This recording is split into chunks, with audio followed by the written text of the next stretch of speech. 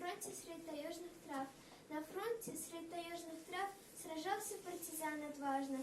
Против врагов, не дрязовав, он дрался насмерть рукопашный. Он потерял товарищей в этом бою суровом. Один остался в поле воевать. Ни рук, ни ног не чувствует от боли. Так хочется уже упасть и не вставать. Но наш солдат так просто не сдается, а неприятель прет и прет со всех сторон. Глаза им смело смотрят и смеется, удерживая плач, отчаяние и стон.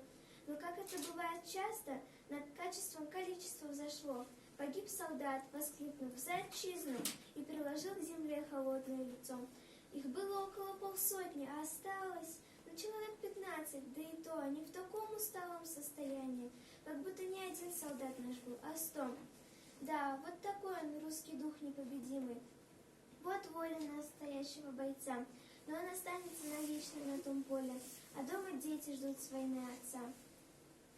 Мне понравилось это произведение, потому что оно точно выражает чувства солдат, которые воевали в те времена, чувства людей, которые дожидались своих родных отцов, матерей, братов, двоюродных братов.